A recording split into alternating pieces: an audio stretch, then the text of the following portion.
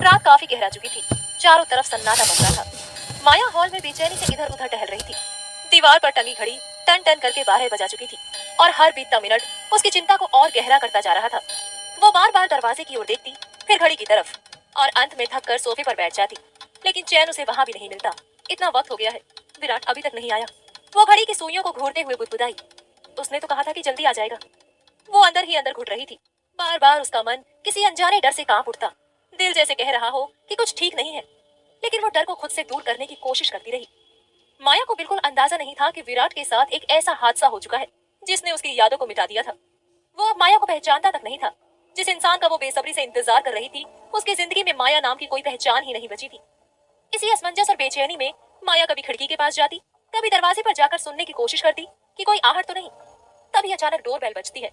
एक पल में उसका चेहरा खुशी से चमक उठता है। वो नंगे पांव ही दौड़ती हुई दरवाजे तक जाती है, मुस्कुराते हुए दरवाजा खोलती है। लेकिन सामने जो नजारा था, उसने उसकी मुस्कान को पल भर में तोड़ दिया। दरवाजे पर विराट नहीं, बल्कि उसकी माँ सुभद्रा और गर्लफ्रेंड अनुष्का खड़ी थी। दोनों के चेहरे पर वही जानी पहचानी नफरत थी जो माया कई बार देख चुकी थी।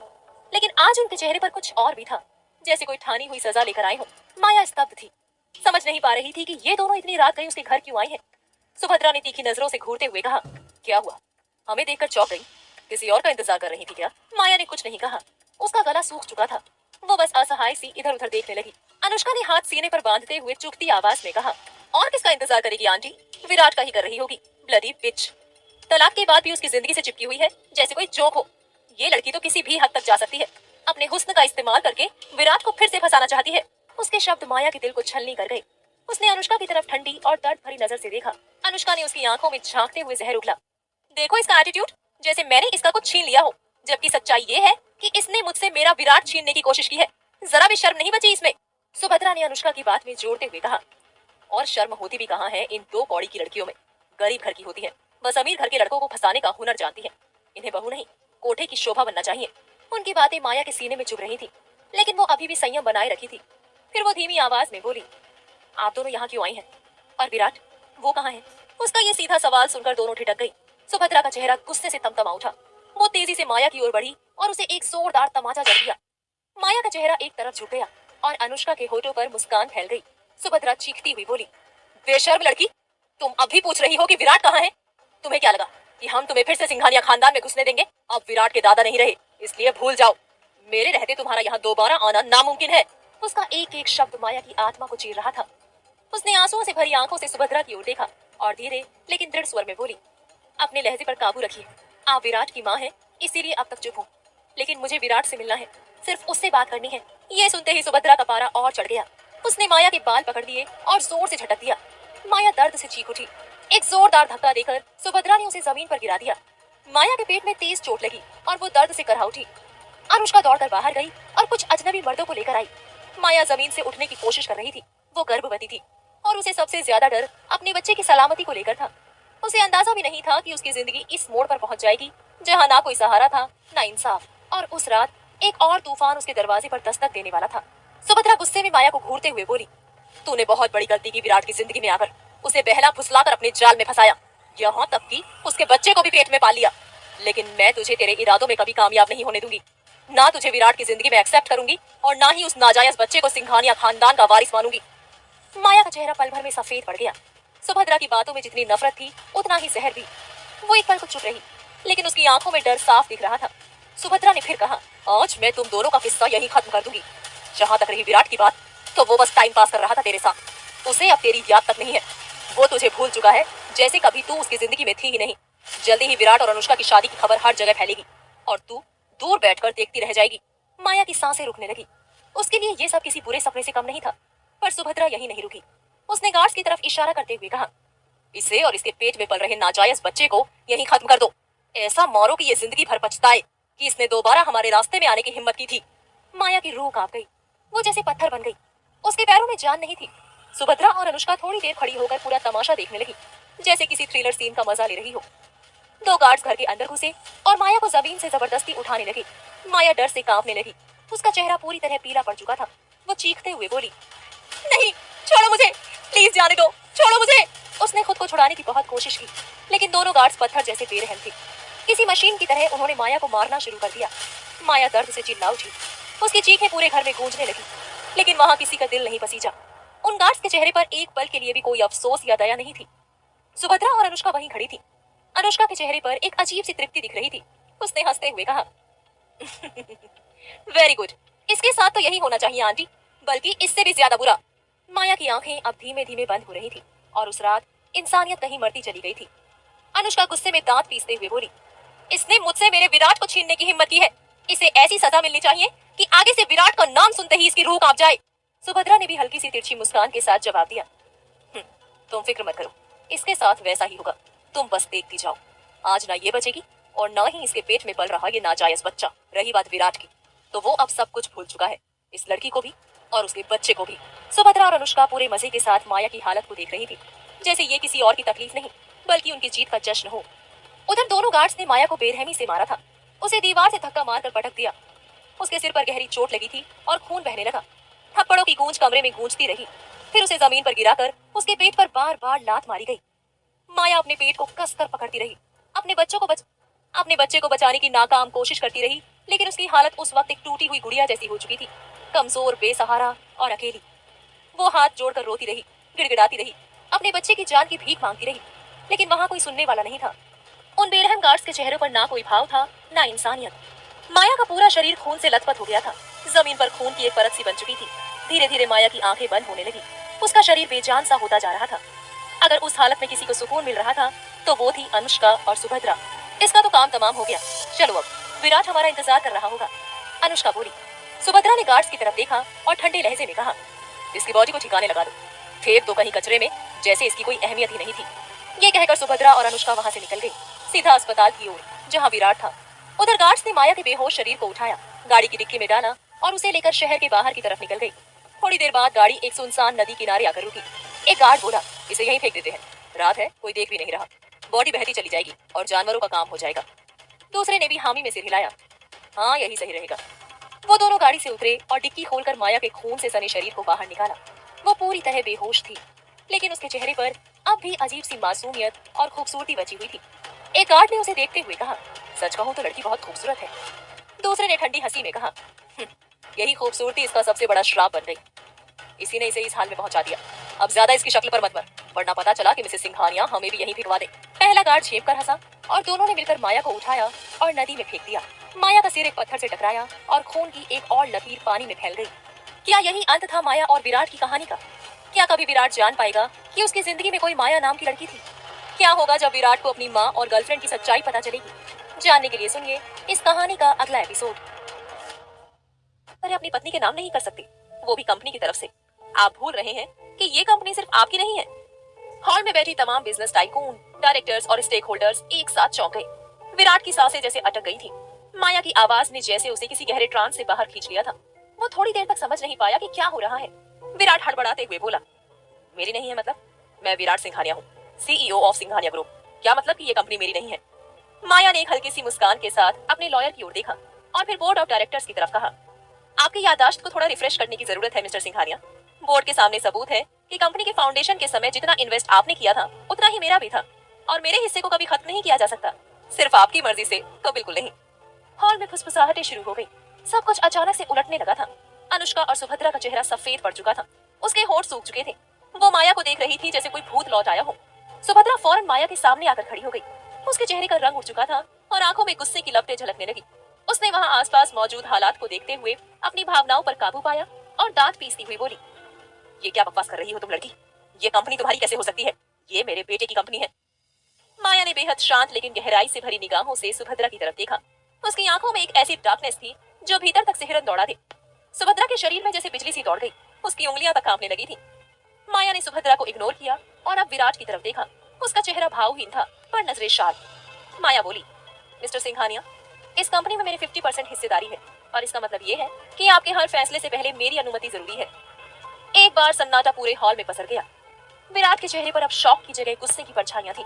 उसकी आंखों में गुस्सा उबलने लगा था। वो लगभग चीखता हुआ बोला, कौन हो तुम? तुम्हें अंदाजा है कि तुम क्या बकवास कर रही हो और किसके सामने? इस हरकत के लिए मैं तुम्हें उम्र भर की जेल दिला सकता हूँ। ये कंपनी मेरी है, सिर्फ मेरी। तुम्हारे पास कौन सा हक है जो तुम यहाँ खड़ी होकर ये दावा कर रही हो? तुम हो कौन आखिर? माया ने एक बार फिर तिरछी मुस्कान के साथ, उसकी आवाज में अब और भी ज्यादा धार थी। अगर आपको कुछ बताया नहीं गया है तो उसमें मेरी कोई गलती नहीं है मिस्टर सिंघानिया। मुझे लगता है अब समय आ गया है कि आप अपने लॉयर से एक बार बात कर लें। और हाँ, दादाजी की वो वसीयत भी साथ में देख लीजिए जिसे शायद आपने कभी गौर से पढ़ा ही नहीं। इतना कहकर माया वहीं एक खाली कुर्सी पर बैठ गई। उसकी बॉडी लैंग्वेज में अजीब सा ठहराव और सुकून था, जैसे उसने अपना वार कर दिया हो और अब दूसरों की तिलमिलाहट का लुत्फ उठा रही हो। विराट, अनुष्का और सुभद्रा के चेहरे जैसे सूख गए थे। अब गुस्से और घबराहट का अजीब सा भाव उनके भीतर चल रहा था। विराट एकदम से चीखा, गेट आउट! इससे पहले कि मैं पुलिस बुलाकर तुम्हें अरेस्ट कराऊं, निकल जाओ यहाँ से। माया ने भी एक भौं उठाई, जैसे किसी बच्चे की बात पर चौंक कर देखती हो, और बड़े आराम से जवाब दिया, mister Singhania, you can't do this to me. आप चाहकर भी ये नहीं कर सकते, क्योंकि मैं इस कंपनी में 50% की मालकिन हूँ, तो आप मुझे छू भी नहीं सकते। आपके लिए बेहतर यही होगा कि इस समय तमाशे के बदले आप अपने वकील को कॉल करें। उसके चेहरे पर एक गजब की कॉन्फिडेंस स्माइल थी और वही मुस्कान सबको चौंका रही थी। सारे बोर्ड मेंबर्स और सीनियर स्टाफ एक दूसरे को हैरानी से देख रहे थे। कहीं न कहीं अब विराट को भी महसूस हो रहा था कि ये सिर्फ कोई पब्लिक स्टंट नहीं था, कुछ था जो वो नहीं जानता था। माया ने जो ये दावा किया था, ये वाकई सच था या किसी साजिश का एक हिस्सा? क्या विराट माया को पहचान पाएगा? क्या माया अपने साथ हुई नाइंसाफी का बदला लेने लौटी है? जानने के लिए सुनिए इस कहानी का अगला एपिसोड। माया अपने लॉयर के साथ सोफे पर बैठी थी, चेहरा एकदम शांत, लेकिन आंखों में एक गहरी चुनौती थी। सामने विराट अपनी चेयर पर बैठा कड़ा और सीरियस नजर आ रहा था। उसकी नजरें सीधी माया पर टिकी थी, सवालों से भरी हुई, गुस्से से तपती हुई। विराट के बगल में बैठा उसका लॉयर कागजों का पुलिंदा खोल रहा था। विराट ने कड़क आवाज में कहा, दादाजी की जो वसीयत है उसे अभी मेरे सामने पढ़कर सुनाओ, और इसे भी, जो मेरी कंपनी में 50% की हिस्सेदारी का दावा कर रही है, उसे भी साफ साफ सुनाओ। उसने माया की तरफ देखा, उसकी नजरें जैसे चीरती चली गई हो। हाँ, यही चेहरा था जो 2 सालों से उसके हर ख्वाबों में आता रहा, पर आज जब हकीकत में सामने था तो अजनबी सा लग रहा था। लॉयर थोड़ा असहज होते हुए बोला, विराट सर, आपके दादाजी ने जाते जाते एक बात कही थी कि ये वसीयत मैं तभी आपके सामने खोलूं जब हालात उसकी जरूरत बन जाए, वरना इसे बंद ही रखा जाए। विराट थोड़ा चौंका, ऐसा क्या लिखा है इसमें? पढ़िए, और अभी पढ़िए। वकील ने वसीयत खोलकर पढ़ना शुरू किया। कमरे की हवा भारी हो चुकी थी। मैं, धर्मवीर सिंघानिया, ये तय करता हूँ कि सिंघानिया ग्रुप ऑफ कंपनीज की 50% हिस्सेदारी मेरे पोते विराट को दी जाए। बाकी की 50% हिस्सेदारी माया देशमुख के नाम की जाती है। एक पल के लिए सब शांत हो गया। माया का नाम सुनते ही जैसे पूरा कमरा सन्न हो गया था। क्या? विराट के मुंह से ये शब्द खुद ब खुद निकल गया। वकील ने आगे बढ़ा, इस हिस्सेदारी के पीछे जो कारण है वो मैंने अलग से दर्ज किया है, लेकिन अभी इसे शेयर करने की जरूरत नहीं है। कानूनी तौर पर माया भी इस कंपनी की आधी पार्टनर है। विराट की सांसें तेज हो चुकी थी, चेहरा लाल पड़ चुका था, आंखें गुस्से से भर चुकी थी, उसका दिमाग सुन्न हो गया था। ये कैसे हो सकता है? उसने खुद से पूछा, जैसे जवाब भी खुद ही खोज रहा हो। वही माया अपने चेहरे पर वही हल्की ठंडी मुस्कान लिए एकदम निश्चिंत बैठी थी। उसकी नजरें विराट के चेहरे पर गड़ी थी और अब उसकी आंखों में एक ठंडी तसल्ली थी। सुभद्रा के पैरों तले जैसे जमीन खिसक गई थी।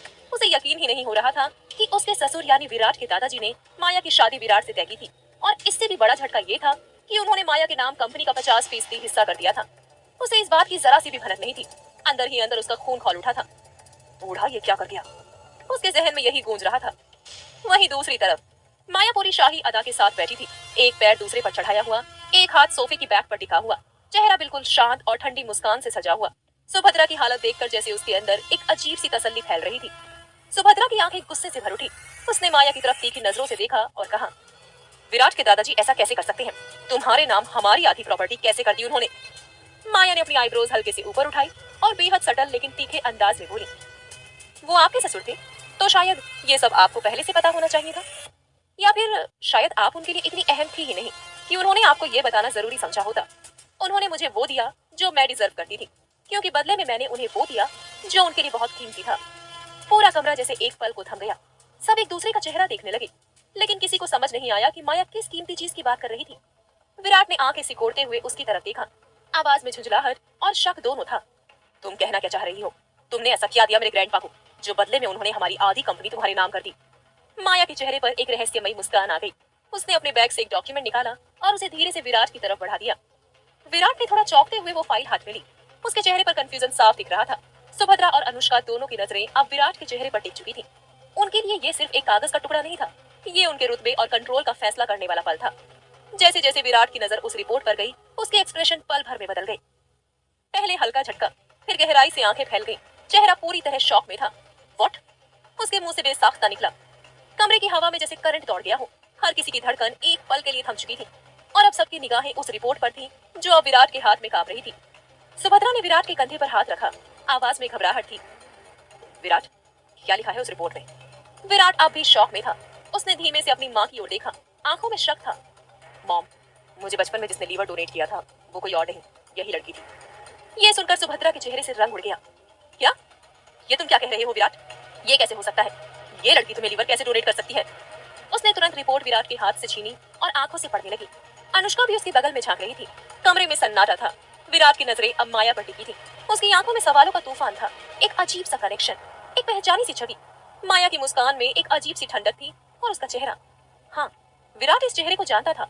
ये वही चेहरा था जो वो अक्सर अपने सपनों में देखता रहा था, पर अब भी याद धुंधली थी। माया भी लगातार विराट को देख रही थी। उसकी आंखों में कोई जल्दबाजी नहीं थी, जैसे उसे पूरा भरोसा हो कि विराट को आखिरकार सब याद आ ही जाएगा। सुभद्रा अब भी रिपोर्ट को घूर रही थी। इंकार में सिर हिलाते हुए बोली, नहीं, ये मुमकिन नहीं है। तुम्हारे दादाजी ने तो कहा था कि तुम्हें किसी लड़के ने लीवर डोनेट किया है। माया ने उसकी बात बीच में ही काट दी। लेकिन मैं लड़की हूँ और मिस्टर विराट सिंघानिया को लीवर डोनेट करने वाली कोई और नहीं, मैं ही थी। जब आपका बेटा जिंदगी और मौत के बीच झूल रहा था तब मैंने उसे अपनी जिंदगी दी थी। शायद इसलिए आपके ससुर मिस्टर सीनियर सिंघानिया ने अपनी आधी प्रॉपर्टी मेरे नाम की। कमरा एक बार फिर से थम गया। विराट की सांसें गहरी हो चुकी थी। उसने सीधा माया की तरफ देखा। अगर ये सब सच है तो तुम अब तक कहाँ थी? पहले क्यों नहीं आई अपनी हिस्सेदारी लेने?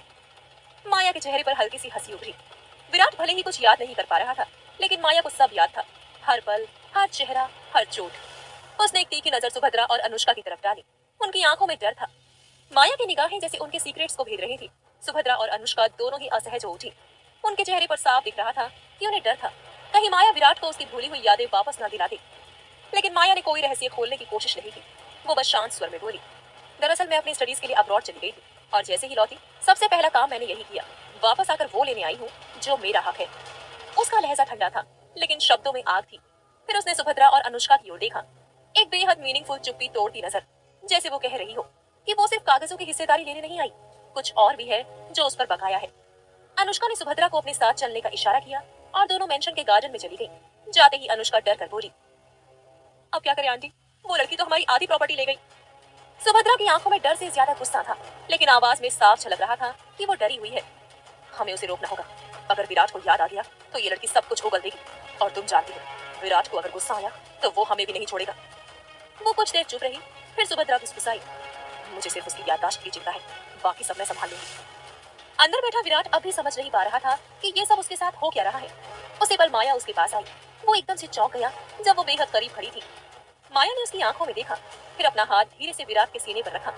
विराट की धड़कनें तेज हो गई थी। माया को वो रफ्तार महसूस हुई और उसके होठों पर एक मुस्कान उभरी। विराट की आंखें उससे जुड़ी कोई भूली याद तलाशने लगी। कौन हो तुम? वो फुसफुसाया। ऐसा क्यों लगता है जैसे मैं तुम्हें कहीं से जानता हूँ? बहुत करीब से। माया की मुस्कान जरा और गहरी हो गई। कभी कभी कुछ लोग जिंदगी में इतना गहरा असर छोड़ जाते हैं कि हम चाहें भी तो उन्हें भूल नहीं पाते, जैसे हम दोनों। विराट के चेहरे पर कंफ्यूजन थी। माया ने बात बदलते हुए कहा, हम बचपन में मिले थे जब तुम्हारी हालत नाजुक थी, मुझे याद है, तुम्हें शायद नहीं। विराट ने याद करने की कोशिश की, लेकिन दिमाग जैसे खाली था। माया ने धीरे से उसकी टाई ठीक की। कोई बात नहीं मिस्टर सिंघानिया, अब हम बिजनेस पार्टनर हैं, मिलते रहेंगे। सी यू सून। वो पीछे मुड़ी और ऑफिस से बाहर निकल गई। विराट उसे जाते हुए देखता रहा। उसका दिल अब भी तेज धड़क रहा था।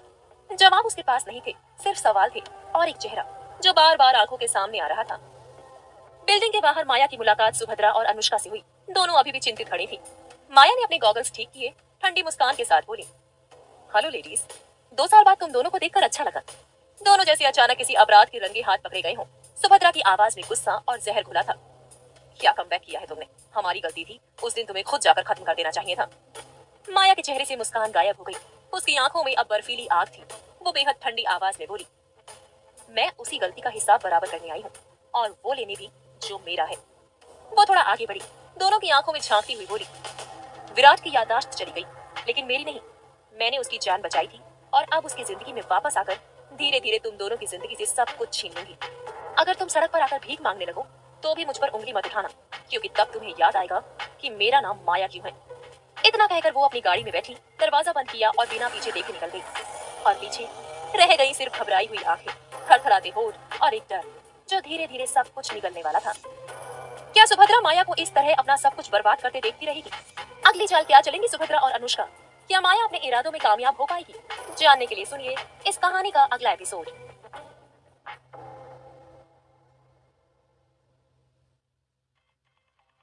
सिंघानिया मेंशन में सुभद्रा और अनुष्का को खुली चुनौती देने के बाद माया वहां से निकल आई थी।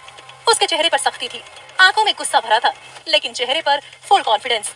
उसकी गाड़ी तेजी से शहर की सड़कों पर दौड़ती हुई एक अस्पताल के सामने आकर रुकी। हॉस्पिटल के बाहर बड़े बड़े अक्षरों में लिखा था चाइल्ड हॉस्पिटल।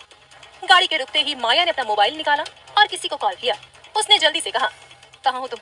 मैं हॉस्पिटल पहुंच गई हूँ। दूसरी तरफ से जवाब सुनने के बाद माया तेजी से हॉस्पिटल के अंदर की ओर बढ़ी। कुछ ही देर बाद वहाँ एक वार्ड के बाहर पहुंची। वहाँ एक 30-32 साल का आदमी बेचैनी से टहल रहा था। माया को देखते ही वो तुरंत उसकी ओर लपका और उसका हाथ थाम कर बोला, सब ठीक तो है? मुझे तुम्हारी बहुत फिक्र हो रही थी। माया की आंखों में नमी थी, लेकिन चेहरा अभी भी मजबूत बना हुआ था। सब ठीक था। थैंक यू सो मच अभिषेक। सच कहूँ तो मुझे समझ नहीं आ रहा कि तुम्हारा शुक्रिया किन शब्दों में अदा करूं। आज अगर मैं जिंदा खड़ी हूँ, अगर इतनी हिम्मत से अपने दुश्मनों का सामना कर पा रही हूँ, तो वो सिर्फ तुम्हारी वजह से है। अगर उस दिन तुम वक्त पर ना पहुंचे होते, अगर तुमने मुझे और मेरे पेट में पल रहे बच्चे को नहीं बचाया होता, तो शायद आज मेरा और मेरी बच्ची का कोई अस्तित्व ही नहीं होता। अभिषेक, जो माया का पुराना दोस्त था और सालों से उसके संपर्क में नहीं था, गहरी नजरों से माया को देख रहा था। जब सुभद्रा ने माया को मरवा देने की साजिश की थी, तब किस्मत का फैसला कुछ और था। उस दिन कुछ मछुआरों ने माया को बेहोशी की हालत में समुद्र किनारे पाया था और अस्पताल पहुंचा दिया था। माया की किस्मत अच्छी थी कि अभिषेक, जो वहीं मौजूद था, वो माया को पहचान गया था और उसे अपने साथ ले गया था। अभिषेक मुस्कुरा कर बोला, ये कैसी बातें कर रही हो माया? हम दोस्त हैं।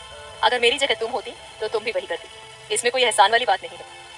माया की नजर तभी वार्ड के दरवाजे में लगे कांच की खिड़की से भीतर चली गई।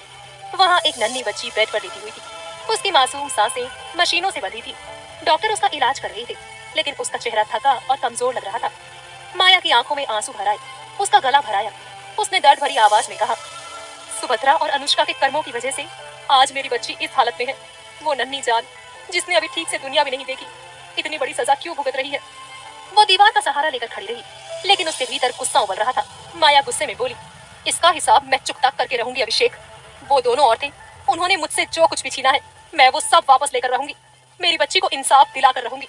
उन्हें वो हर तकलीफ महसूस कराऊंगी जो मैंने और मेरी बेटी ने झेली है।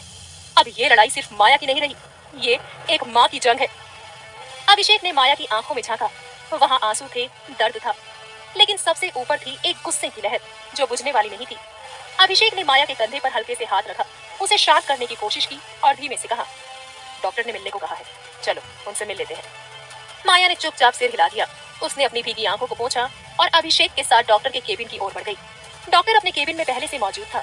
अभिषेक ने दरवाजे पर हल्के से नॉक किया। डॉक्टर ने सिर घुमाकर उनकी ओर देखा और कहा, प्लीज कम इन। माया और अभिषेक अंदर जाकर सामने रखी कुर्सियों पर बैठ गए। बैठते ही माया ने घबराई हुई आवाज में डॉक्टर से पूछा, डॉक्टर, मेरी बेटी, उसकी हालत अब कैसी है? डॉक्टर ने गहरी सांस ली और गंभीर लहजे में बोला, मिस माया, आप अच्छी तरह जानती हैं कि खुशी किस हालत से गुजर रही है, और आप ये भी जानती हैं कि उसका इलाज कैसा हो रहा है। आपकी बेटी को ल्यूकेमिया है और इस स्टेज पर सिर्फ एक ही रास्ता है उसे बचाने का, बोन मैरो ट्रांसप्लांट।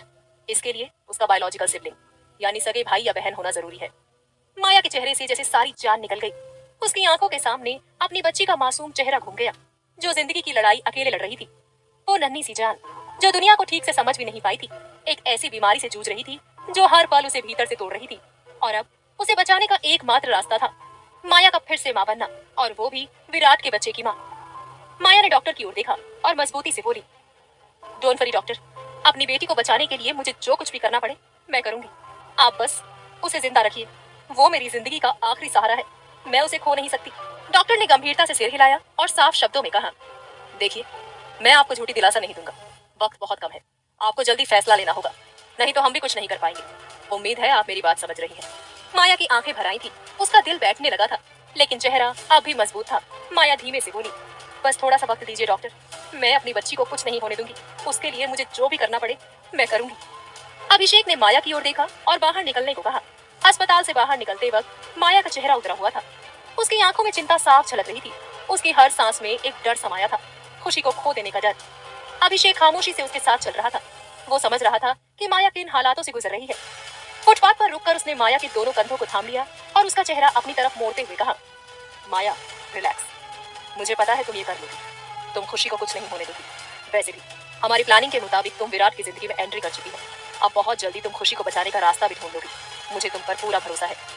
माया की आंखें छलक पड़ी, वो खुद को रोक नहीं पाई। और अभिषेक को कसकर गले लगा लिया। अभिषेक ने एक अच्छे दोस्त की तरह उसकी पीठ थपथपाई। माया की आवाज कांप रही थी। अगर खुशी को कुछ हो गया तो मैं जी नहीं पाऊंगी अभिषेक। मैं ये सब उसी के लिए कर रही हूँ। कभी कभी लगता है कि भगवान मुझसे नाराज है। क्यों उसने मेरी जिंदगी को इतना मुश्किल बना दिया है। अभिषेक अब भी उसके कंधे सहला रहा था। उसने गंभीरता से कहा, जो कुछ भी होता है उसकी कोई ना कोई वजह जरूर होती है। शायद इस दर्द की भी वजह कोई हो, शायद इस दर्द की भी कोई वजह हो। भगवान ने अगर ये हालात दिए हैं तो बाहर निकलने का रास्ता भी वही दिखाएगा। तुम बस अपने मकसद पर फोकस रखो। हमें जल्दी से जल्दी खुशी के लिए उसका सगा भाई या बहन इस दुनिया में लाना होगा, तभी हम उसे बचा पाएंगे। कुछ देर के बाद माया ने खुद को थोड़ा कंट्रोल किया। वो पीछे हटी, अपने आंसुओं को पोंछा और गहरी सांस लेकर बोली, तुम सही कह रही हो। इस वक्त जज्बाती होने से ज्यादा जरूरी है प्रैक्टिकल बनना। अब मुझे सिर्फ एक चीज पर ध्यान देना है, खुशी को बचाना, और मैं उसे कुछ नहीं होने दूंगी। अभिषेक ने माया के लिए गाड़ी का दरवाजा खोला। माया चुपचाप जाकर सीट पर बैठ गई। अभिषेक भी ड्राइविंग सीट पर बैठा और दोनों वहां से निकल गए।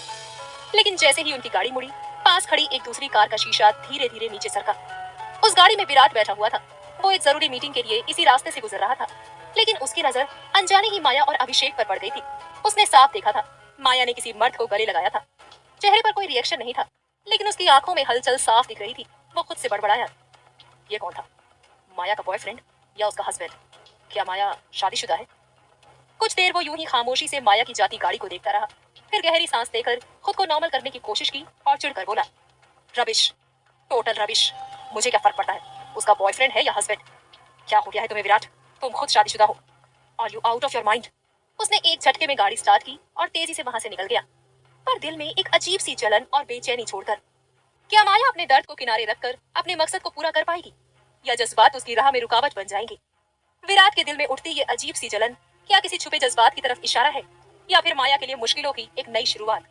क्या माया और अभिषेक के ये नजदीकियां विराट को माया से और दूर कर देंगी, या इसी में छुपा है एक नया मोड़ उनकी कहानी का? जानने के लिए सुनिए इस कहानी का अगला एपिसोड।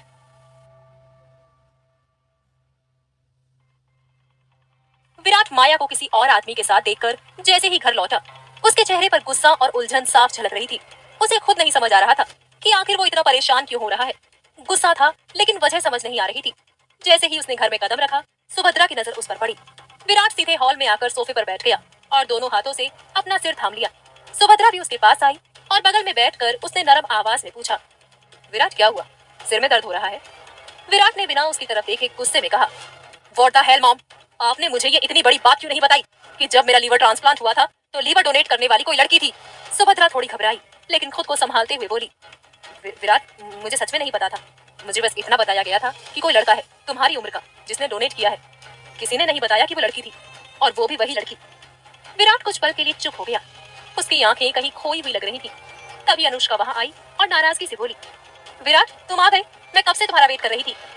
विराट ने उसकी तरफ देखा भी नहीं। वो इतना फ्रस्ट्रेटेड था कि किसी से बात करने का मन नहीं था। बिना कुछ बोले वो उठा और गुस्से में सीधा अपने कमरे की तरफ बढ़ गया। उसके यूं अचानक चले जाने से सुभद्रा और अनुष्का दोनों चौंक गई, मगर सुभद्रा समझ गई थी कि विराट अभी पूरी तरह से मेंटली डिस्टर्ब है। अनुष्का घबराई हुई आवाज में बोली, आंटी अब क्या करेंगे? वो चुड़ैल फिर से वापस आ गई है और मुझे कुछ समझ नहीं आ रहा। कहीं उसने फिर से विराट को मुझसे छीन लिया तो? सुभद्रा ने उसकी बात काटते हुए कहा, बकवास मत करो, ऐसा कुछ नहीं होगा। मैं उसे कुछ भी करने नहीं दूंगी। मुझे तो इस बात का गुस्सा है कि मेरे फादर इन लॉ ने कभी इस लड़की के बारे में बताया तक नहीं, और ऊपर से उसे हमारी आधी प्रॉपर्टी का हिस्सा भी बना दिया। वो थोड़ी देर चुप रही, फिर अनुष्का की तरफ देखकर उसके कंधे पर हाथ रखा और बोली, तुम बस विराट को अपने कंट्रोल में रखो। किसी भी हॉल में वो चुड़ैल अपना कोई भी जादू विराट पर ना चला पाए। उसे माया से जितना हो सके दूर रखो अनुष्का। अगर विराट की याददाश्त लौट आई तो प्रॉब्लम हो सकती है। अनुष्का ने धीमे से सिर हिलाया और कहा, मैं समझती हूँ आंटी, मैं कोशिश करूंगी कि उसे कुछ भी याद ना आए। सुभद्रा ने धीरे से कहा, आज रात डिनर में दवाई की डोज थोड़ी बढ़ा देना। कुछ भी करके विराट को कुछ याद नहीं आना चाहिए। अनुष्का ने चुपचाप हामी में सिर हिला दिया। अनुष्का सुभद्रा से बोली, हम 2 साल से विराट को वो दवाइयां दे रहे हैं जिससे उसकी याददाश्त कभी वापस नहीं आ पाई। मुझे नहीं लगता कि वो माया को फिर से पहचान पाएगा। आपको क्या लगता है? सुभद्रा ने उसकी बात पर थोड़ी सख्त निगाह डाली और ठंडे लहजे में कहा, कुछ भी हो सकता है अनुष्का, तुम्हें बस उतना करना है जितना कहा है। ज्यादा दिमाग लगाने की जरूरत नहीं है। आज रात डोज बढ़ा देना बस। अनुष्का ने आगे कुछ नहीं कहा। रात को विराट नहा धोकर सीढ़ियों से नीचे आया। डाइनिंग टेबल पर सुभद्रा और अनुष्का पहले से बैठी थी। सुभद्रा ने आंखों से इशारा किया और अनुष्का झटपट उठकर विराट की थाली लगाने लगी। उसने जल्दी से खाना परोसा और जैसे ही सब्जी की बारी आई, उसने अपनी पॉकेट से एक छोटी सी डिब्बी निकाली। आज एक नहीं 2 गोलियां निकाली और ध्यान से पूरी तरह घोलकर सब्जी में मिला दी। वो नहीं चाहती थी कि शक की कोई गुंजाइश रहे। उसके बाद अनुष्का ने मुस्कुरा कर कहा, विराट, तुम्हारा खाना लगा दिया है, खा लो, भूख लगी होगी ना। लेकिन विराट ने कोई जवाब नहीं दिया। उसकी आंखों में अब भी वही बेचैनी थी, जैसे कुछ अंदर ही अंदर उसे परेशान कर रहा हो। सुभद्रा ने उसके हाथ पर हाथ रखा और पूछा, क्या सोच रही हो बेटा? विराट की आवाज गंभीर थी। वो लड़की, वो मेरे दिमाग से निकल ही नहीं रही है, पता नहीं क्यों, लेकिन मुझे ऐसा लग रहा है जैसे मैं उसे पहले से जानता हूँ। मॉम, क्या मैं बचपन में कभी उससे मिला था? उसकी बात सुनकर सुभद्रा और अनुष्का दोनों एक पल को एक दूसरे की तरफ देखने लगे। लेकिन सुभद्रा फौरन अपने चेहरे पर मुस्कान ले आई और बोली, नहीं बेटा, मुझे नहीं लगता कि तुम कभी उससे मिले हो। हाँ, उसने तुम्हें लिवर डोनेट किया है, जान बचाई है, लेकिन उसके बदले वो बहुत कुछ ले चुकी है। आधी प्रॉपर्टी ले गई है वो। इसलिए ये मत सोचो कि उसने कोई बहुत बड़ा एहसान किया है तुम पर। अब उसके बारे में सोचना बंद करो और खाना खाओ। विराट ने माँ की बातों पर ध्यान दिया। उसे भी लगा कि बात में वजन तो है, ये तो डील थी, कोई एहसान नहीं। आधी प्रॉपर्टी के बदले हाफ लीवर, सच में बहुत बड़ा सौदा था। विराट करोड़ों की प्रॉपर्टी का मालिक था और अब उसे सब आधा आधा बांटना पड़ रहा था। ये सोचकर उसका मन और भारी हो गया। जल्दी से खाना खाकर वो चुपचाप अपने कमरे की तरफ चला गया। रात को अनुष्का उसके कमरे में आई और उसके पास आकर लेट गई। विराट थका हुआ था, उसे नींद सी आने लगी थी, लेकिन अनुष्का आज कुछ अलग मूड में थी। अनुष्का धीरे धीरे विराट के करीब आई। उसकी आंखों में एक अलग ही चाहत थी। वो झुकते हुए विराट के होठों की तरफ बढ़ी। वो उसे किस करना चाहती थी, लेकिन विराट जैसे इस पूरे मूड से बिल्कुल बाहर था। उसने हल्के से अनुष्का को पीछे किया और थके हुए लहजे में बोला, baby, I am sleepy, sir में बहुत दर्द हो रहा है, मुझे नींद आ रही है, आई थिंक हमें सो जाना चाहिए। इतना कहकर वो दूसरी तरफ करवट लेकर लेट गया और आंखें बंद कर ली। विराट का ये बर्ताव देखकर अनुष्का हैरान रह गई। आज तक ऐसा कभी नहीं हुआ था। वो हमेशा उसकी नजदीकियों में खो जाया करता था, लेकिन आज उसने बिना कुछ कहे उसे टाल दिया। अनुष्का वहीं लेटी रही, लेकिन मन ही मन गुस्से में बड़बड़ाई, ओ गॉड, इसे क्या हो गया है? कहीं माया? नहीं, उसे माया की कोई याद नहीं आनी चाहिए। उस लड़की ने हमारी जिंदगी में दोबारा कदम रखने की हिम्मत कैसे की? उस रात वो मर क्यों नहीं गई? उसके मन में माया के लिए नफरत और डर दोनों उमड़ रहे थे, लेकिन उसने कुछ नहीं कहा, चुपचाप लेटी रही और धीरे धीरे नींद में डूबती चली गई। विराट ने भले ही कहा था कि उसे नींद आ रही है, लेकिन सच ये था कि रात के आधे हिस्से तक भी उसकी आंखों में नींद नहीं थी। वो बस लेटा रहा, छत को घूरता हुआ, उलझा हुआ। माया की छवि बार बार उसके जहन में घूम रही थी। कौन हो तुम? क्यों बार बार दिमाग में आ रही हो? ऐसा क्यों लग रहा है जैसे मैं तुम्हें जानता हूँ पर पहचान नहीं पा रहा? उसका मन बेचैन था। वो खुद से बातें किए जा रहा था। कुछ तो रिश्ता है, कोई वजह है जो तुम मुझे इस तरह परेशान कर रही हो। आई एम डैम श्योर, ऐसे ही कोई अजनबी इस तरह से मेरे दिल और दिमाग को काबू नहीं कर सकता। आखिर मेरा तुमसे क्या कनेक्शन है और कब से है? विराट को समझ नहीं आ रहा था कि वो इस सवाल का जवाब मांग रहा है या वो खुद से भाग रहा है, लेकिन इतना तय था, वो रात बाकी रातों से बिल्कुल अलग थी। अगली सुबह माया टाइम से ऑफिस पहुंच चुकी थी। वो पहले दिन लेट नहीं होना चाहती थी। माया ने जैसे ही ऑफिस में कदम रखा, पूरे फ्लोर पर एक हलचल सी मच गई। उसने आज एक stylish body hugging black skirt पहनी थी, ऊपर से व्हाइट शर्ट, आंखों पर डार्क शेड्स और हाथों में एक लिमिटेड एडिशन पर्स ले रखा था। उसके चाल में कॉन्फिडेंस था। आज माया का इस कंपनी में पहला दिन था और अब जब वो इस कंपनी की 50% पार्टनर बन चुकी थी, तो स्वागत तो ग्रैंड होना ही था। सभी एम्प्लॉइज फूलों के गुलदस्ते लेकर उसके पास आए। माया के चेहरे पर एक हल्की लेकिन प्रोफेशनल स्माइल थी। कंपनी का मैनेजर उसके पास आया और बोला, वेलकम मैम, कंपनी में आपका स्वागत है। माया ने फूल लेते हुए जवाब दिया, थैंक यू सो मच, क्या आप मुझे मेरा कैबिन दिखा सकते हैं? मैनेजर ने कहा, यस मैम, प्लीज इस तरफ। मैनेजर उसे उसके नए कैबिन की तरफ ले गया, जो खास तौर पर उसके लिए डिजाइन किया गया था। और मजे की बात ये कि विराट के कैबिन के ठीक बगल में था। कैबिन में कदम रखते ही माया ने पर्स और गुलदस्ते को टेबल पर रखा और लाइट अंदाज में पूछ लिया, वैसे मिस्टर सिंघानिया ऑफिस आ गए या अभी भी रॉयल नींद में है? मैनेजर थोड़ा झेपते हुए बोला, अभी तक नहीं आए मैम, पर सुनने में आया है कि सुबह अपनी वाइफ के साथ शॉपिंग पर गए थे, बस आते ही होंगे। ये सुनते ही माया की भौहें तन गई। ओह, वाइफ के साथ शॉपिंग, इंटरेस्टिंग। फिर एक पल ठहर कर बोली, ठीक है, तुम जा सकती हो, और हाँ, आज ही मेरे लिए एक असिस्टेंट अरेंज कराओ। Yes ma'am. मैनेजर के जाते ही माया की मुस्कान गायब हो गई। वो धीरे से सोफे पर जाकर बैठ गई और सिर पीछे टिका दिया। उसे याद आने लगी उसके पापा की दी हुई वो चिट्ठी, जिसने माया की पूरी दुनिया पलट दी थी। जब वो छोटी थी, उसका आधा लीवर विराट सिंघानिया को डोनेट किया गया था। माया के दादाजी और विराट के दादाजी में गहरी दोस्ती थी। अपने दोस्त के पोते की जान बचाने के लिए माया के दादाजी ने ये बड़ा फैसला लिया। बदले में विराट के दादाजी ने वादा किया कि बड़े होकर विराट की शादी माया से ही होगी। शादी तो हुई, लेकिन उसकी सच्चाई किसी को नहीं बताई गई, ना विराट को, ना सुभद्रा को। सिर्फ दादाजी जानते थे और चुपचाप उन्होंने अपनी 50% प्रॉपर्टी माया के नाम कर दी थी। सोचा था शादी के बाद सब कुछ दोनों का ही तो होगा, लेकिन वक्त ने खेल पलट दिया। विराट का एक्सीडेंट हुआ, याददाश्त चली गई और उसकी जगह ले ली उस लड़की ने, अनुष्का। माया अब मोबाइल उठाकर अपनी बेटी खुशी की तस्वीरें देखने लगी। उसकी आंखें भीगने लगी। माया ने इतने दर्द सहे थे लाइफ में, फिर भी मजबूती से खड़ी थी, सिर्फ और सिर्फ अपनी बेटी खुशी के लिए। माया टूट गई थी और तब उसने फैसला लिया वो वापस लौटेगी। पहले उसे लगा कि विराट ने उसे धोखा दिया, पर जब पता चला कि उसकी याददाश्त ही चली गई है, तब जाकर उसे सब समझ में आया। वो आज यहाँ सिर्फ कंपनी संभालने नहीं आई थी, वो आई थी अपने हक के लिए, अपनी बेटी के लिए और सच को सामने लाने के लिए। माया ने अपनी आंखें बंद की और धीरे से बुदबुदाई, अब देखना विराट सिंघानिया, इस बार मैं सिर्फ तुम्हारी याद नहीं बनूंगी, मैं तुम्हें हमारा अतीत याद दिलाकर रहूंगी। अगला कदम क्या होगा माया का विराट की याददाश्त वापस लाने के लिए? क्या अनुष्का माया को विराट के इतने नजदीक देखकर शांत बैठी रहेगी? क्या कभी विराट अपने मन में चल रही इस बेचैनी का कारण समझ पाएगा? जानने के लिए सुनिए इस कहानी का अगला एपिसोड।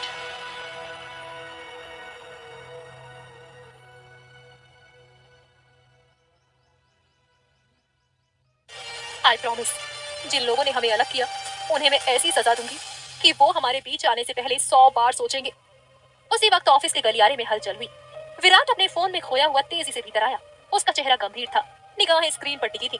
कैबिन का दरवाजा खोला और वो बिना देखे अंदर चला आया। उसे खुद भी होश नहीं रहा कि वो अपने कैबिन की जगह माया के कैबिन में आ गया है। वो सीधे सोफे की तरफ गया और बैठ गया। उसकी उंगलियां लगातार फोन पर चल रही थी। शायद कोई जरूरी मेल या मैसेज। आसपास किसी चीज का एहसास नहीं था उसे। कुछ पल बाद बाथरूम का दरवाजा खुला। माया बाहर आई और उसकी नजर सीधा सोफे पर बैठे विराट पर पड़ी। वो कुछ पलों के लिए ठिठक गई। आश्चर्य और हल्की सी मुस्कान एक साथ उसके चेहरे पर फैल गई। उसने देखा विराट गहराई से फोन में डूबा हुआ था। माया चुपचाप धीरे धीरे उसकी ओर बढ़ी। उसकी चाल में नरमी थी, आंखों में हल्की शरारत और दिल में एक बेचैन ठहराव। विराट का ध्यान तब टूटा जब उसने अपने कंधों पर किसी के नर्म हाथों का स्पर्श महसूस किया। उसकी आंखें चौंक कर ऊपर उठी और सामने खड़ी माया को देखकर वो एकदम खड़ा हो गया। आंखों में हैरानी, लहजे में उलझन थी। तुम मेरे कैबिन में क्या कर रही हो? उसने कुछ झिझकते हुए पूछा। माया ने एक नजर चारों तरफ डाली, फिर भौहें उठाते हुए धीमे स्वर में बोली, मुझे तो लगा ये कैबिन मुझे अलॉट हुआ है मिस्टर सिंघानिया, तो सवाल मुझे आपसे करना चाहिए, आप मेरे कैबिन में क्या कर रहे हैं? विराट कुछ पल के लिए सन्न रह गया था। उसने नजरें घुमाई, फिर जैसे अचानक उसे सब समझ आया। ये उसका कैबिन नहीं था। वो थोड़ा असहज होकर सिर झुकाए बोला, आई एम सॉरी, पता नहीं मैं कैसे यहाँ आ गया, मेरा ध्यान नहीं था, शायद माफ कीजिए। वो मुड़ने ही वाला था कि माया की आवाज ने उसे रोक लिया। मिस्टर सिंघानिया। विराट के कदम थम गए। वो पलटा और उसकी आंखें एक बार फिर माया से टकराई।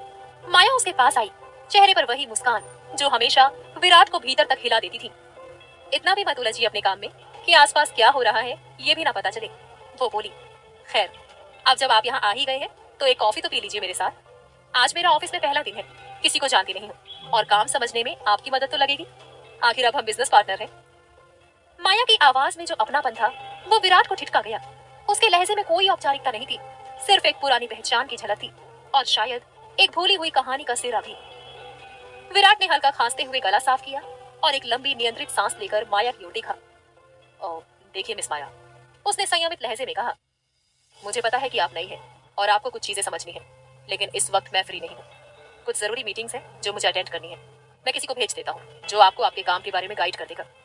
इतना कहकर विराट मुड़ने ही वाला था कि माया की आवाज फिर से गूंज गई, इस बार कुछ तेज, कुछ तल्ख सी।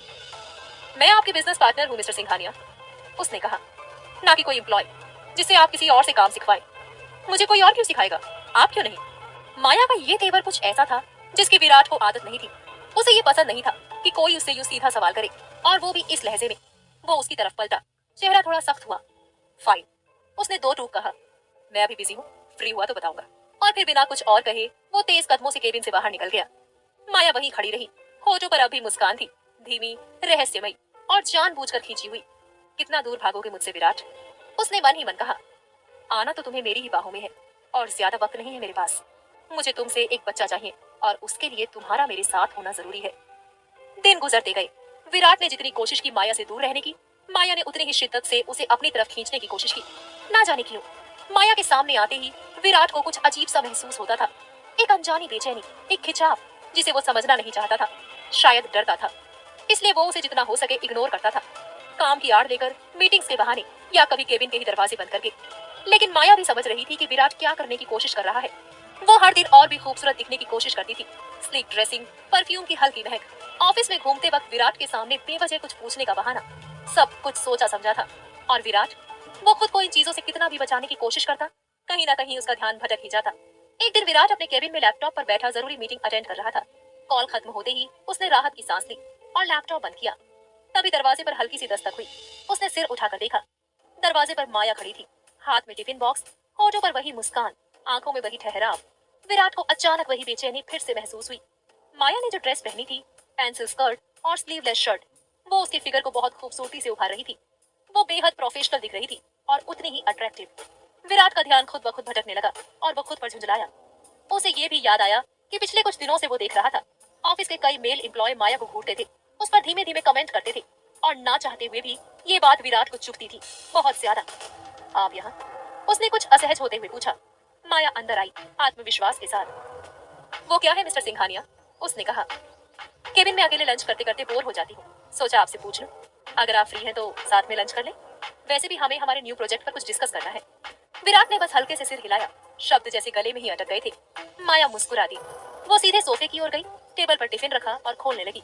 सलीके से उसने प्लेट्स लगाई और लंच को व्यवस्थित किया। विराट हाथ मुंह धोकर लौटा और धीरे से सोफे पर आकर बैठ गया। माया ने बिना कुछ कहे धीरे से उसकी प्लेट में खाना परोसा। उसके हाथों की हरकतों में एक सलीका था, जैसे वो सिर्फ खाना नहीं परोस रही थी, कुछ और भी दे रही थी। एक अपनापन, एक रिश्ता, जो शायद विराट के दिल के किसी कोने में अब भी बाकी था। विराट को बहुत अजीब लग रहा था।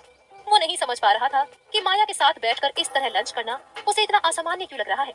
लेकिन सबसे ज्यादा उलझन उसे उस स्वाद को लेकर हो रही थी, जैसे किसी भूली हुई याद ने अचानक उसकी जबान पर दस्तक दी हो। जैसे ही उसने खाने की पहली बाइट मुंह में डाली, उसके दिल की धड़कन तेज हो गई। उसने कुछ पल के लिए आंखें बंद की। ये स्वाद, उसने मन में दोहराया, कितना जाना पहचाना है, जैसे मैं इसे कई बार चख चुका हूँ, बहुत बार। वो जरा देर तक चुप रहा, फिर अचानक चौंक कर होश में आया। माया उसकी उलझन को चेहरे से पढ़ चुकी थी। क्या हुआ मिस्टर सिंघानिया? उसने हल्की मुस्कान के साथ पूछा। खाना पसंद नहीं आया क्या? विराट थोड़ा झेपते हुए बोला। नहीं, खाना बहुत अच्छा है, पर अजीब बात है, ये स्वाद बहुत फैमिलियर लग रहा है। ऐसा लग रहा है जैसे मैंने ये पहले कई बार खाया है, लेकिन मुझे याद ही नहीं आ रहा कब और कहाँ। माया के होठों पर एक धीमी रहस्यमयी मुस्कान आ गई। कैसे भूल सकती थी वो? विराट तो कभी उसके हाथ के खाने का दीवाना हुआ करता था। हर छोटी बात पर नखरे करने वाला विराट माया से खुद खाना बनवाता था और फिर हर बार कहता, तुम्हारे हाथ का खाना तो किसी होटल से भी बेहतर है। और माया, वो तो दिल से बनाती थी, हर बाइट में प्यार घोलकर। और अब इतने सालों बाद फिर से वही स्वाद विराट के जहन को झिंझोड़ रहा था। शाम हो चुकी थी, बाहर मूसलाधार बारिश हो रही थी। माया अपनी गाड़ी में बैठी थी। कार के शीशों पर बारिश की बूंदें गिरती रही, जैसे हर बूंद एक पुरानी याद को धो रही हो। फोन की स्क्रीन पर अभिषेक का कॉल था। माया ने कॉल रिसीव किया।